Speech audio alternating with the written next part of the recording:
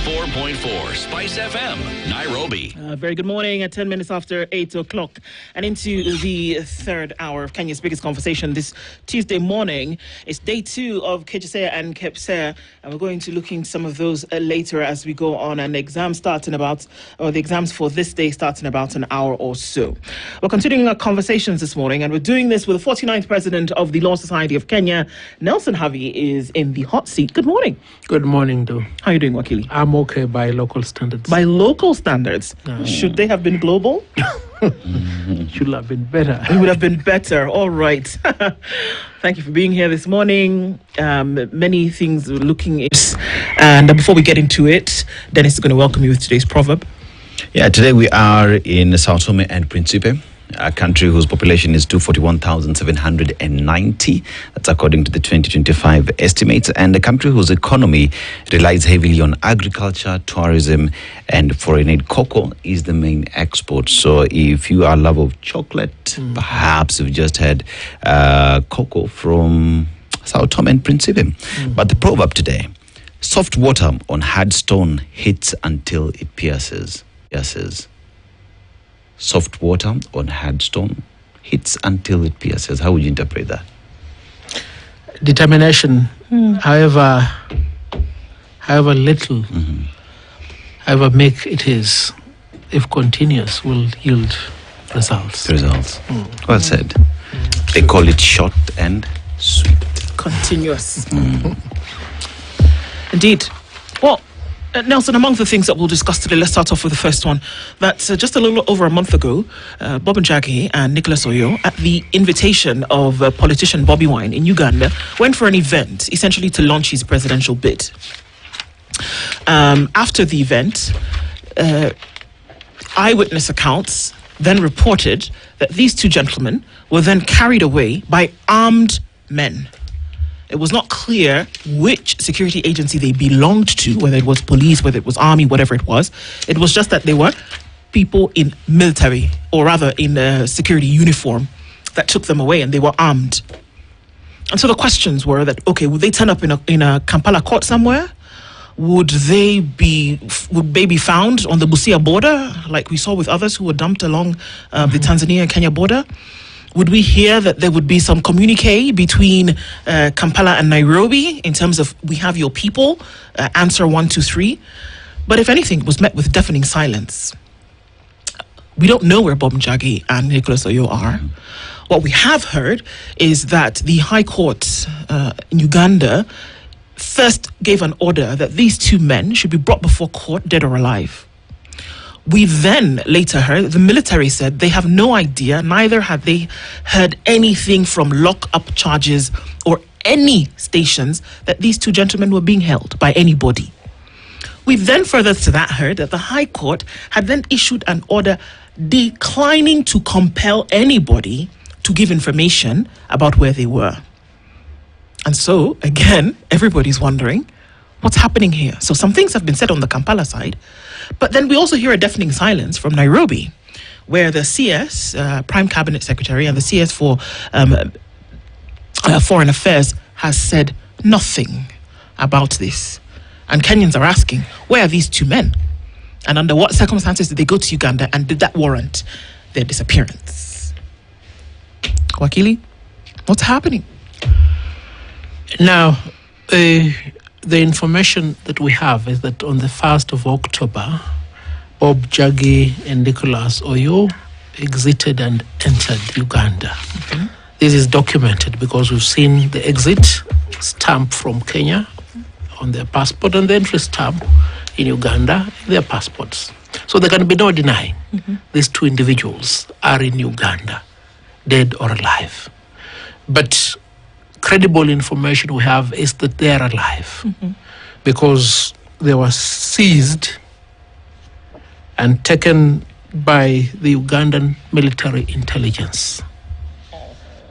They were at Kaliro district in eastern Uganda in broad daylight, taken by armed men. One of their colleagues, Kofi Atinda, managed to escape and was able to see what happened. Intelligence also indicates that these two, Bob Njagi and Nicholas Oyo, are being held in a non-gazetted facility called Mbuya in Kampala. That far is much known. Now, the judge rightfully, upon being given this information on the affidavit of Kofi Atinda, directed the government of the Republic of Uganda to produce this in court. Now, on the return date, the Republic of Uganda indicated that it doesn't know the whereabouts of this tomb and that it has checked in all gazetted facilities and cannot trace the tomb. Of course, we know what Mbuya is. Mbuya is that detention facility where Jerome Honzi, the CDF of Uganda, always prides on Twitter every day that he's torturing people. Everybody knows that is the place. Now, the helplessness that we now see on the part of the government of the Republic of Kenya is the most disturbing part. Because East Africans, Bob Njagi, Nicholas Oyo, have an integrated East African passport. It permits them to travel all over East Africa as if they were traveling in Kenya. They have the right of access and entry. But we're saying this. We are a region governed by a rule of law. If, for whatever reason, these two are suspected to have committed a crime, then they ought to be arraigned in a court of law in Uganda so that we know what crime, if at all, they have committed and what charges they are facing. So we must communicate our displeasure to the government of the Republic of Kenya for failure to effectuate the provisions of Article 104 of the East African Community, which guarantees safe access, entry, and exit by all citizens of the East African Community. There appear to be a trinity of dictatorship that is emerging in the East African region between Uganda, Tanzania, and Kenya. There was a time where you could run to Uganda for refuge. Raila Amolo Odinga exited through Uganda. He was given a ticket from Uganda by a Ugandan lawyer because it was a safe passage.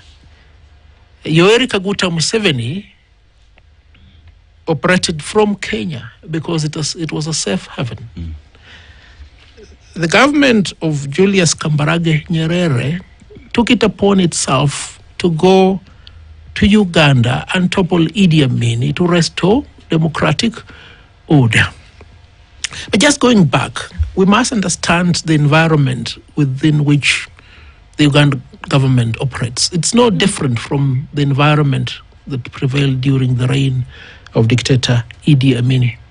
However much civilian cloth Yoweri Museveni may want to portray, he's worse off a dictator than Idi Amin. Because you remember Benito Kiwanuka was seized, the Chief Justice of Uganda, was seized from the High Court in broad daylight, everybody seeing, with the registration plate of the Peugeot that came in and took him away, being noted. You understand? And why was he seized, detained, tortured, killed, and disappeared? Because he'd issued an order of habeas corpus for the release of a certain Briton, I think it must have been Daniel Stewart, who he found not to have committed any offense and released. So with that background, we are now able to understand why this judge chickened.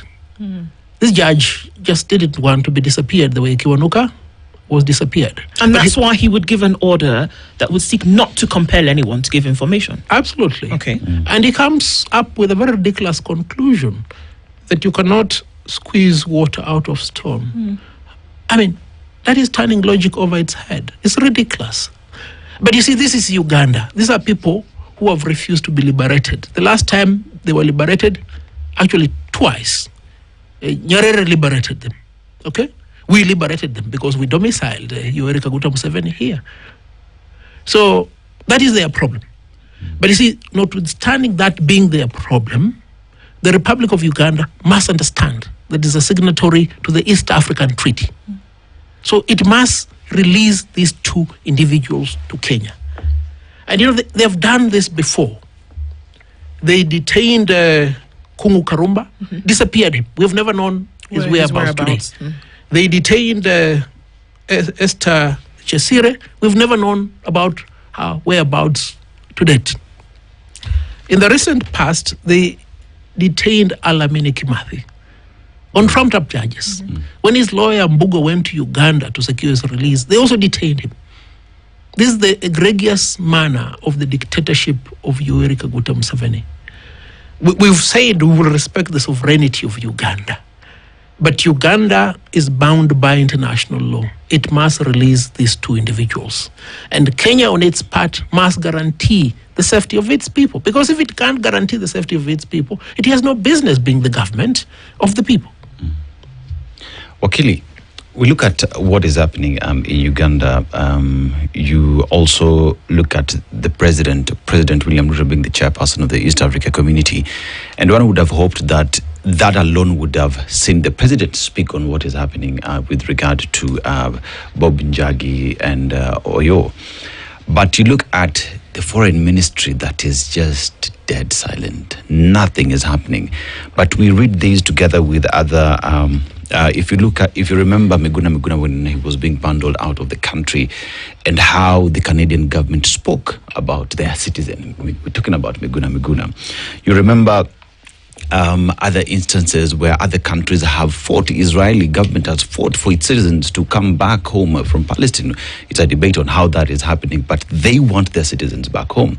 One would have hoped that the Ugandan ambassador to Kenya would have been summoned to give an explanation with regard to the whereabouts of the Kenyan citizens. How do you read that? Why is it that the ministry is quiet? Why is the Kenya government quiet? Bob Njagi is one of the Kitengela three. They were seized, detained, and held incommunicado for a period of 31 days. It took us the extent of demanding their appearance in court of the then acting Inspector General of National Police, Gilbert Masengeli. And it's on the morning that Masengeli presented himself in court that these three were dumped somewhere. And there is no doubt they'd been seized, detained, and held by the government of the Republic of Kenya. When I appeared before Justice Lawrence Mugambi, I made a confession to him. I told him, Judge, even as I argue for the release of these three, I cannot remember their names, neither do I know who they are. So they are so insignificant a threat to the national security that it cannot be understood why they are being abducted. You understand? But with that background, we're able to perceive the reluctance on the part of President William Samoei Ruto, on the part of Cabinet Secretary Musalia Mudavadi, to take action, because this is what they did to Bob Njagi here in Kenya. Yeah, but we are saying, look, we the people of Kenya are the sovereign. You are on office because of a decision made by the people of Kenya, giving you delegate power to represent them. And this delegate power entails, amongst others, that as you sit as chair of the East African Community, which is not your personal seat, is a seat given to you by the people of Kenya, you need to protect the people of Kenya. So President William Samoei Ruto must of necessity do the right thing, however uncomfortable it is to him. And it would appear as though, Nelson, that they do know what they're supposed to do, because yesterday the Standard published a story about individuals and was able to name 5 of them who, apart from the one who then came back from the front lines of the Russian war in Ukraine, that had found themselves fighting as soldiers in the war, having thought that they were going to do a different job. MOFA has come out very clearly to say that they have acknowledged the revelations, saying it is working with Russian authorities to trace citizens who were lured into the war front and enable them reach Kenya's mission in Moscow for help to travel back home. This is the same thing more or less, that you can have a conversation with your diplomatic colleague and say, hello, this is what's happening. Either give us an explanation or return the fellas and let's try them here for whatever the case may be, depending on your laws of jurisdiction. Why would it be so easy, quote unquote, and I use that word very carefully, to have that conversation for Kenyans in Moscow, in Russia, in either Ukraine, but not the same thing on this other side, whereby even if it's lack of knowledge, very clearly tell us where these individuals are so that we can do something about it. Why wouldn't we see the same action? You know, what is the name of this cabinet secretary in charge of labor? Is it Alfred Mutua? Yes. Yeah, they're the ones who have been promising Kenyans jobs abroad. So they are complicit in the rendition of these Kenyans who could have gone to Ukraine or Russia for purposes of securing employment, but they were beguiled. So maybe that's the reason why they're prioritizing their return back home, which is a good exercise. They have to prioritize their return back home. But they must also give emphasis to this key issue that we're talking about. And you know, friends, today I'm in a very foul mood. Okay, let's go. Yeah, I mean, it's not good. Because you see, we come here, and why do we come to speak here? There are those who think that we're just like any other person wasting time. Look, you have work to do, I have work to do. But I've come here to make a cry on behalf of the families of Bob Njagi and Nicholas Oyo. Their relatives have reached out to me. There are very few people who will want to come and speak about it because they're asking stupid questions. That what is Bob Njagi and Nicholas Oyo doing in Uganda? That is a stupid question. These are Kenyan citizens. They are East African citizens. And today I've seen on the handle of this stupid character, the senator of Kericho, Cherargei, saying that we need to exercise Nandi. That we need to exercise restraint. We should not go to Tanzania and Uganda because they're having their elections. I mean, who says that? And this is a senator. And if you're to interrogate his pronouncement seriously, they seem to represent the mindset of those in the executive. So however quiet they remain, we know this is what they are thinking. But that thinking is wrong. You understand? It's now incumbent upon the people of Kenya to do the right thing. Of course, the government of the Republic of Kenya cannot take remedial action against the Ugandan ambassador here in Nairobi because they're complicit. But as I've always said, the government of the Republic of Kenya exercises delegate sovereign power.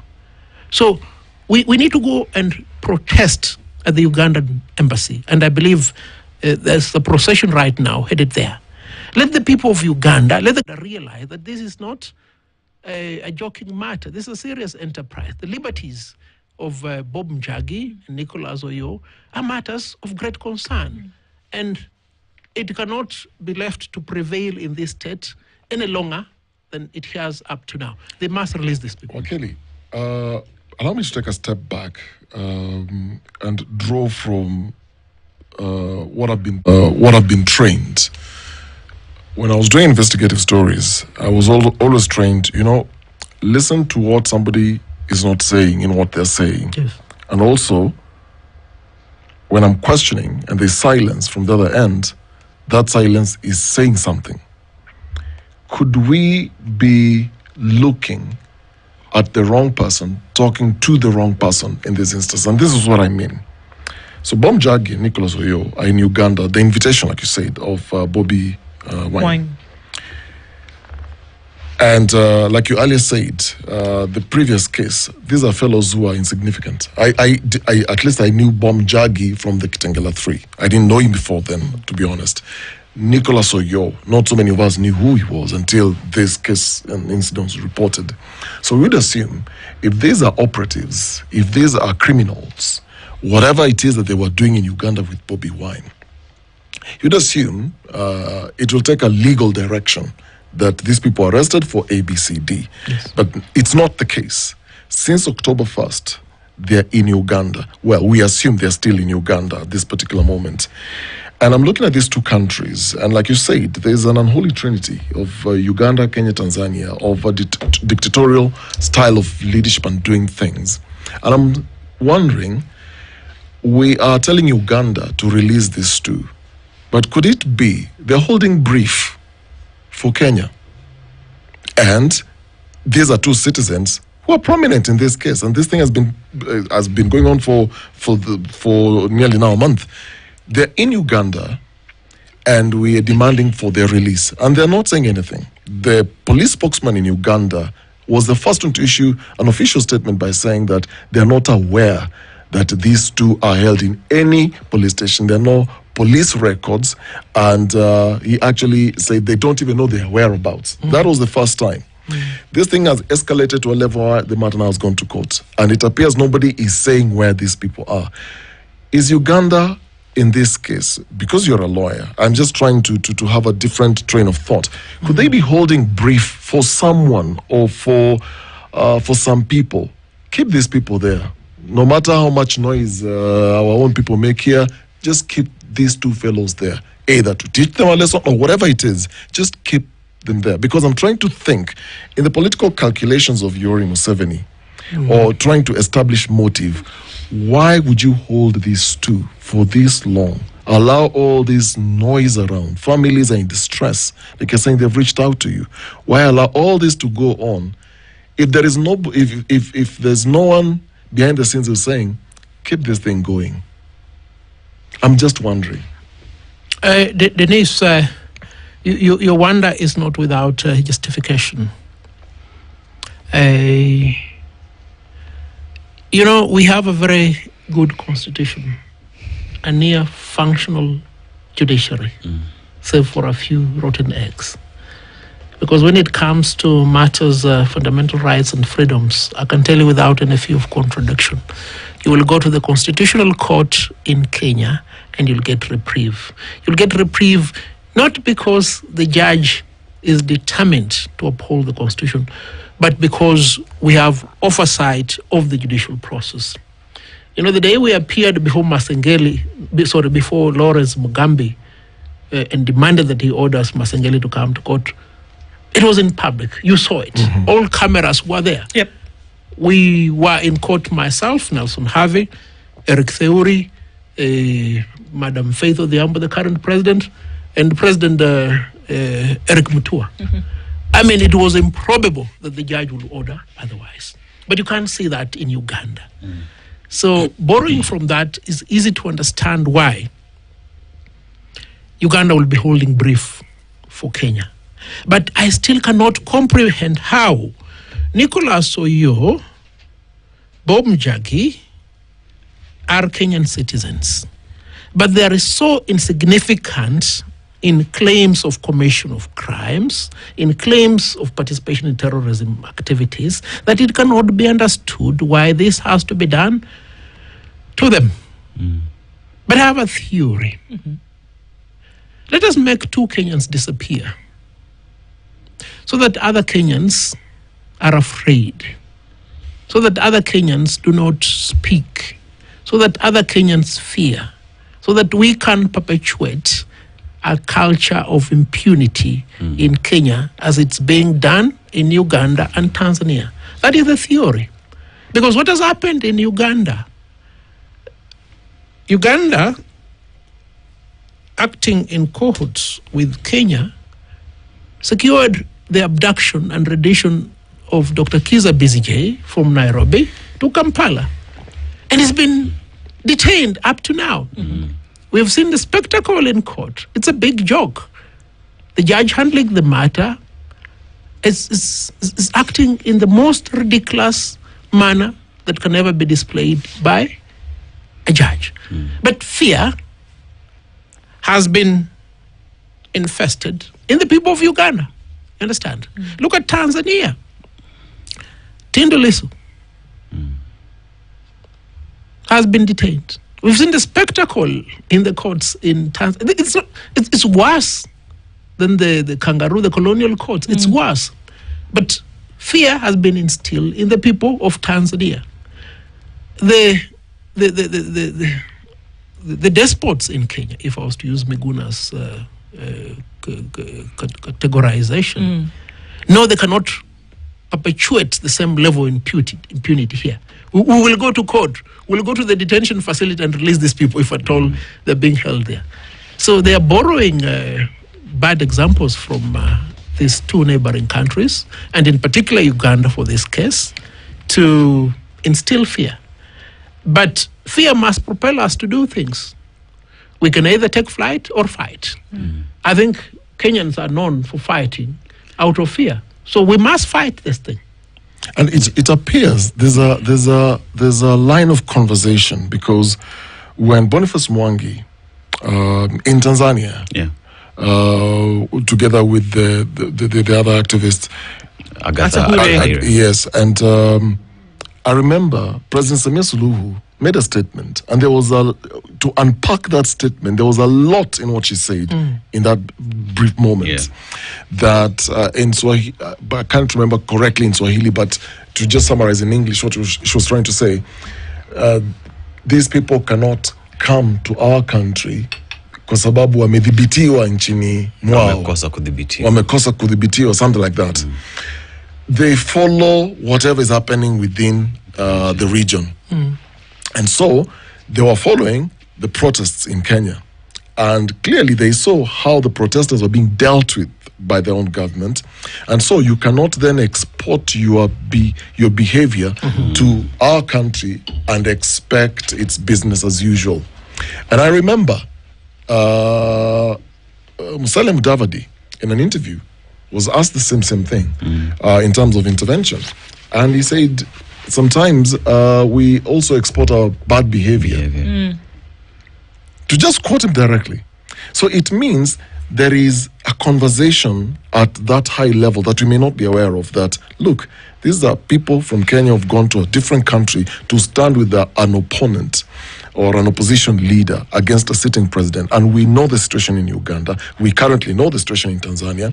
And so if there are abductions happening in Kenya, we might as well do the same thing to their own people in our own country. So why not? They're being emboldened by the activities within our own country. And like you said, it could be sending a message that, look, let this be a lesson to anyone who thinks you can cross the borders in support of a politician. We saw what happened when former Chief Justice Emeritus went to support Tundu Lissu. And we saw what happened to Martha Karua. We saw what happened to yes, and we saw what happened to former Chief Justice William Mutunga. So it's very clear that it doesn't matter who you are, whether you are former Chief Justice or not. This is how we're going to deal with you. Yeah, and I remember in particular the incidents in Tanzania relating to Boniface Mwangi, Martha Karua, and Dr. William Mutunga. The reaction from the two speakers of Parliament, the National Assembly and the Senate, was that don't go and misbehave to our friendly neighbors. And no, I mean, disappointingly, these pronouncements come from lawyers. The purported diplomat, Musalia Mudavadi, as you've rightfully quoted, took cue. But you know, when all is said and done, I'll still emphasize one thing. These people are predisposed to acting in this manner. Their only discomfort is that they know the political space, the constitutional environment, the judicial system in Kenya cannot allow them to do this. But now that they have done it, we must not manifest any measure of handicapness. We know what we always do best as the people of Kenya. The protests must be undertaken against the Embassy of Uganda in Kenya and against the Ministry of Foreign Affairs. You get it? Over and above any legal intervention that can be taken, because it's a matter of extreme urgency. I mean, we are now the 21st day. The more we lose time, the greater the danger that Bob Njagi and Nicholas Oyo are exposed to. And I want to make a call. Who is the member of National Assembly that represents Bob Njagi? Who is the member of National Assembly that represents Nicholas Oyo? Who is the senator that represents Bob Njagi and Nicholas Oyo? We want to know who you are. What have you done in Parliament? You understand? It's your responsibility to speak on behalf of these two. Summon the Attorney General, summon the Cabinet Secretary in charge of Foreign Affairs to the National Assembly and explain to us why the government of the Republic of Kenya is not taking action to secure the return of Bob Njagi and Nicholas Oyo. And you see, Wakili, as well, maybe the president should equally speak, because the president is the president for the 55 million people of Kenya, those who voted and those who did not vote for him. But as we just paint a picture of what exactly is happening in the region, you remember Kizza Besigye, who was abducted in Kenya, taken back to Uganda, and how that has played in court. We go to Boniface Njage, Agatha, Martha Karua, Willy Mutunga, Tanzania. Then you come to Tundu Lissu's colleague just the other day, as he was trying to come to the country to go to bury former Prime Minister Raila Odinga, and how that played at the Isibania border. And citizens, both Kenyans and Tanzanians, went to that border post and protested to a point that they had to release that gentleman. Now today we're talking about Bob Njagi and Nicholas Oyo in Uganda, and you look at a trail, a certain trajectory that is taking place in the region, and one would ask the question, why would we purport to be East Africans if the laws that protect us, the laws that enable us to have that unified passport is not doing anything? How do we as citizens stand up to a government that is hell-bent in silencing people and ensure that the law is actually followed? You know, East African community made sense when Yoweri Museveni was not president of Uganda. And that is the reason why Raila Amolo Odinga found a safe haven in Uganda as a transit route to a place of comfort. East African community was East African community when Samia Suluhu was not the president of Tanzania. That is why many people found safe exit through Tanzania. Miguna exited through Tanzania. Professor Makau Mutua exited through Tanzania, amongst many other people. Now, the East African community has permitted despots to ascend into public office. Look at Tanzania, for instance. I mean, Tanzania has had the best presidents, despite being a socialist country for a long period of time. The best presidents. I mean, the interval of Magufuli and his deputy president Samia Suluhu was a big mistake in Tanzania. Yoweri Kaguta Museveni is a big mistake in Uganda. But, you know, people always ask me, Havi, why are you championing for Bob Njagi and Nicholas Oyo? What did they go to do in Uganda? Let me tell you what they went to do in Uganda. Uganda is helpless. The people of Uganda are helpless. That is why Mwalimu Julius Kambarage Nyerere sent troops to liberate them. You understand? Uganda are desperate. They are helpless. That is why we domiciled Yoweri Kaguta Museveni here for a long period of time, and many refugees from Uganda, to enable them wage a war to bring back democracy. But they did bring back democracy. They brought dictatorship. It is in our best interests, the people of East African community, that we have a democratic space in the three countries, in Uganda, Kenya, and Tanzania. It's imperative. Because if it cannot be done, then we'll be subjugated. We've never been subjugated before in the manner that these three heads of state have done. So it makes you feel the absence of identity or association to the wider East African community society. You don't want to be associated with it. I mean, I can tell you without any fear of contradiction, I'm not traveling to Uganda until Yoweri Museveni is dead. I'm not traveling to Tanzania until Samia Suluhu is either dead or out of office. It's as simple as that. Because I'm not sure of my safety in that country. I'm sure of my safety in this country, despite the atrocities we may we may experience, because I know there is a functional constitution. I know there's a functional judicial system. I know there is a vocal people in Kenya, you understand, who will demand to know the whereabouts of Havi. You understand? In Uganda, in Tanzania, you are detained, you are abducted, you are being tortured.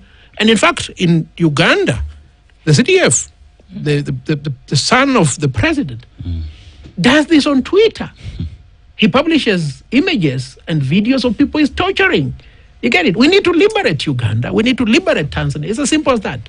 Otherwise, we'll be suffocated in perpetuity. What would you make of the IALA members of parliament? They seem to be equally just to be silent, yet they are there to represent different countries, and this would have been a matter that they have picked.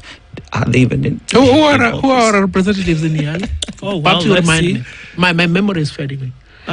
We have Hassan Sarai. And there's also Shakil Shabir as well. Oh, Shabal. Shabal. Yes, Shabal is it. And there's one other. Winnie Odinga. Right. I don't think... And I can only refer to him, Musiaka's son, yes.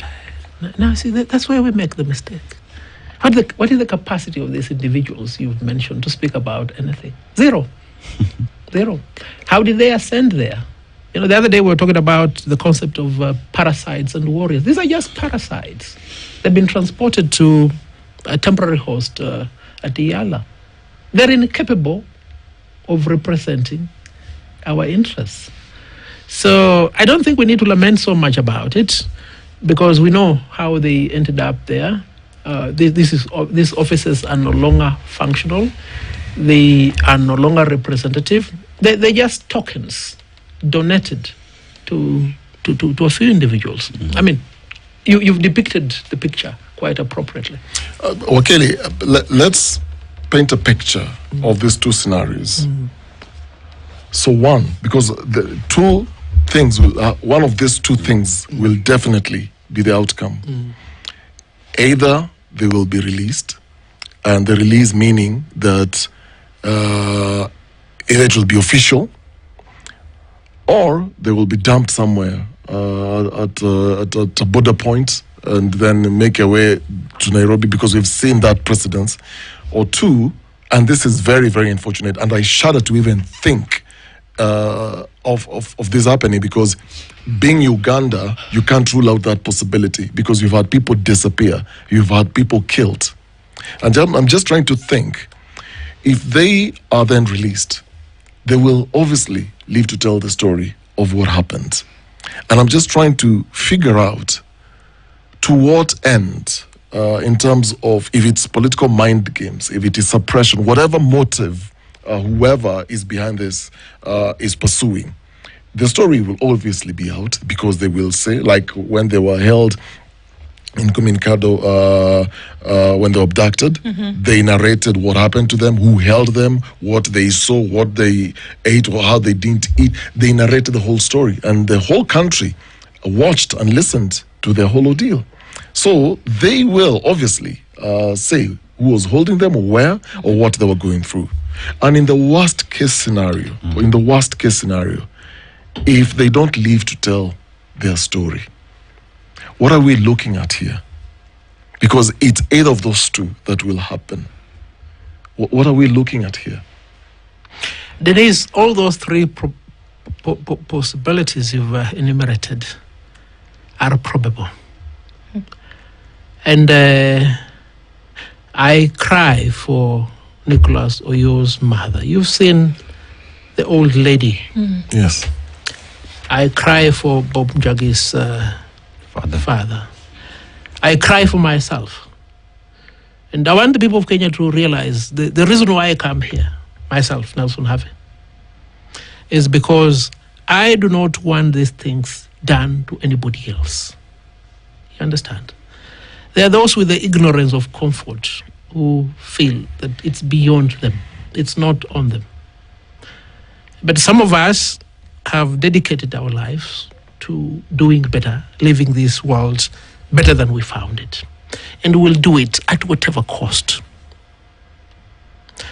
So, irrespective of which of those three scenarios being the case, Kenyans must take determinate action on this issue.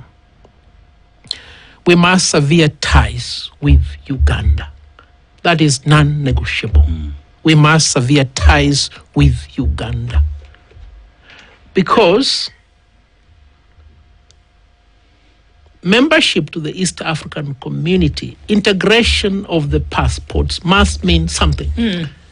If it doesn't mean anything, then we don't need it. You get it? We must take decisive action against the government of the Republic of Kenya. The Cabinet Secretary in charge of foreign affairs must be held to account, irrespective of the three outcomes. Musalia Mudavadi must leave office. He must leave office. And how must he leave office?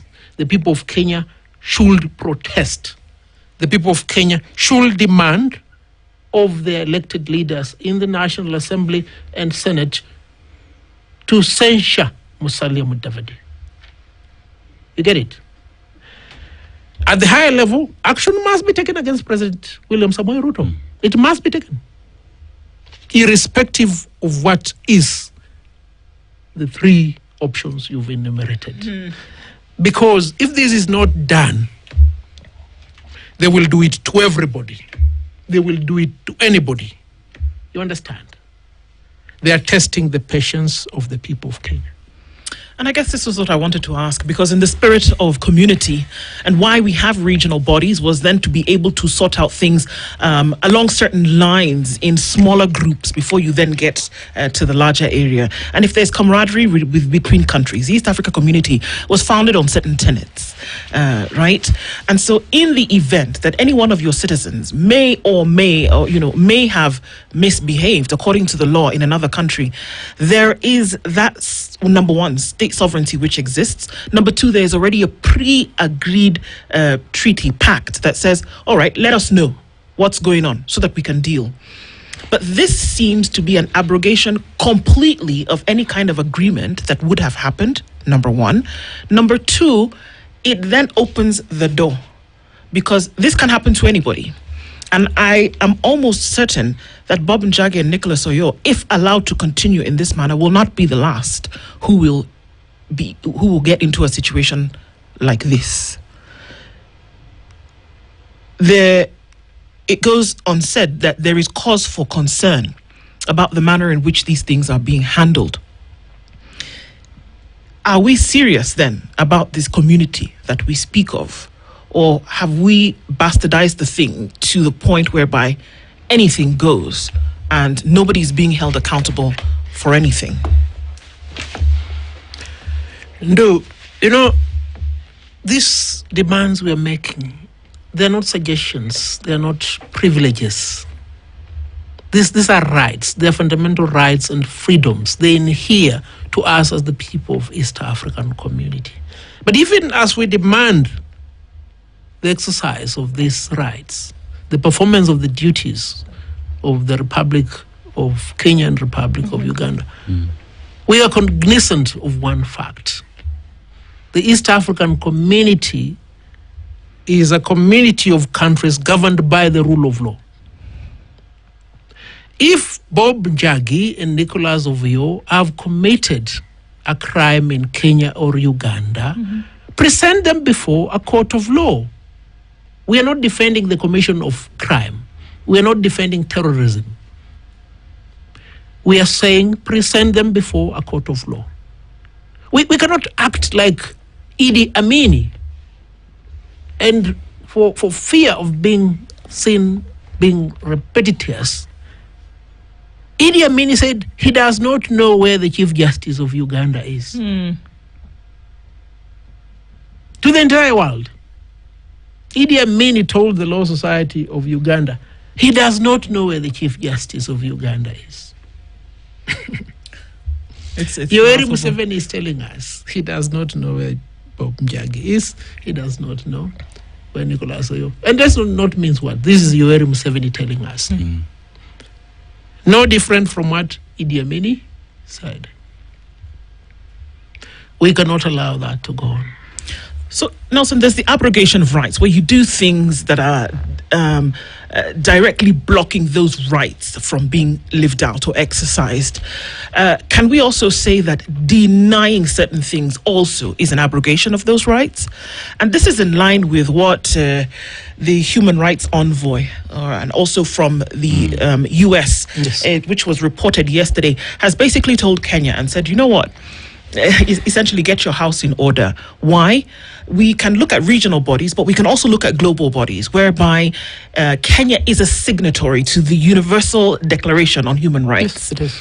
And not just a member, but has ratified the treaty that put that declaration into existence. So you're signatory to it. That means that everything in the declaration you will live by and or practice. Now, I can come and hit you and you can say that I have been violent, right? But then I can also deny you a certain thing and I can be just as violent. Would we see that in this case, denying those freedoms, denying a court process, denying all of those things is an abrogation of rights that these two gentlemen are currently facing? You're right, Ndu. In fact, the Kenyan constitution is quite clear. A denial of a right, a denial of a freedom. There is a reason why you're given a passport. The passport is intended to protect you as a Kenyan. The passport is intended to protect you as a Kenyan citizen. You are entitled to certain rights. One right is exit and entry. Right to life. Okay? Freedom from servitude. So to the extent that the Kenyan government, having issued Bob Njagi and Nicholas Oyo with an East African passport, has failed to secure their release, has failed to investigate their whereabouts, has failed to inquire from the government of Uganda to do the right thing. There has been a denial of the fundamental rights of Bob Oyo and Nicholas Oyo. There has been a denial of the fundamental rights of Kenyans, because these two are representatives of the people of Kenya. These two are representatives of the citizens of the East African community. Wakili, let's look at the immigration process. So the passport, there is an exit stamp and an entry stamp towards Uganda, but there is nothing else after that. Yes. And with further information, we know the holding center where these two are being held based Mbuya, off yes, Mbuya, based off information that we have. And one would have hoped that it is easy to go to this Mbuya, do your soup, and find out if that's the case. That would have even been a court order that comes from Uganda. But this is where we find ourselves. And one would say, dialogue. Is there a need of dialogue or just follow the law? We need to follow the law, but we also need to dialogue. But before I get into the discourse, Mbuya is the equivalent of the National Crimes Research Bureau that was operated by dictator Idi Amin. They had a license to come and seize anybody, a general, a chief justice, a minister. That's what they did. So Yoweri Kaguta Museveni just replicated that model at Mbuya. And his son, General Muhoozi, is just a replica of Idi Amin. So we need them to follow the law. But we are mindful of the difficulties, the lengthy time that following the law may entail.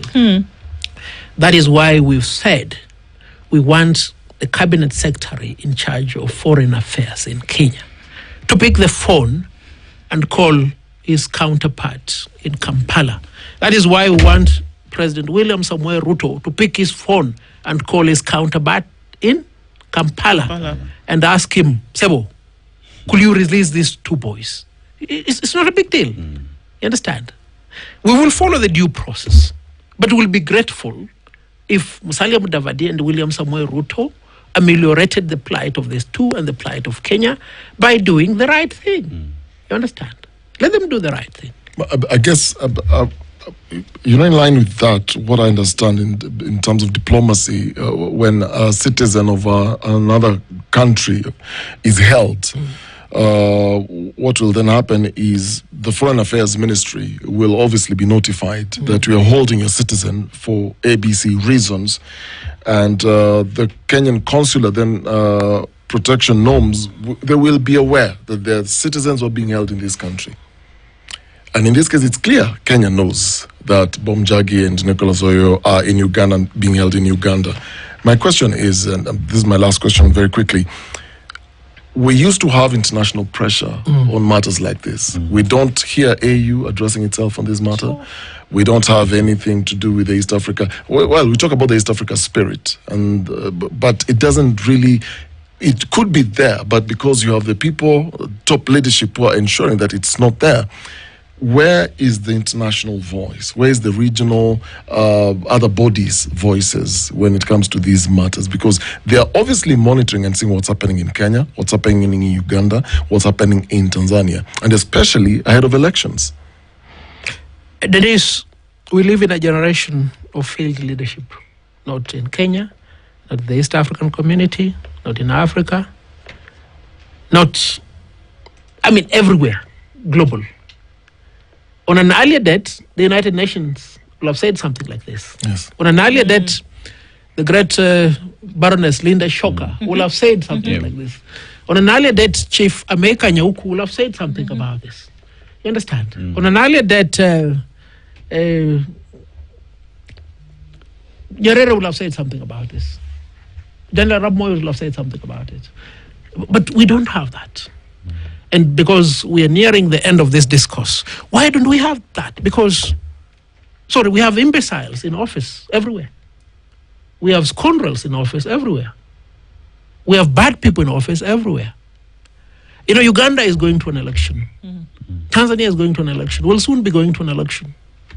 This is a call to the people of Kenya. The importance of good leaders is now clear to you than ever before. Good leaders.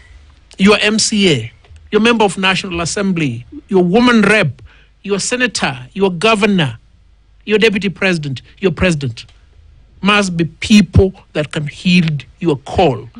Must be people that can speak for you. Must be people that can go out to defend you, Bob Jagi and Nicholas Oyo. Do we have those people? We don't have those people. We need those people. Are they in our midst? They are there. You need those people in office, from president to MCA. Make no mistake about it. And that's what we need. It's a cliffhanger that we end on today because we're not sure what's going to happen in the next coming days. We don't know. But there's a call in terms of what's very clear, what must be done, and as well what the situation currently is. It's our hope that they're safe. It's our hope that somebody will move for them to come home. And overall, it's our hope that we will do the right thing or get people who will. Nelson Havi, thank you for being here with us this morning. This conversation, our hope is for the best. At 9:03, good morning.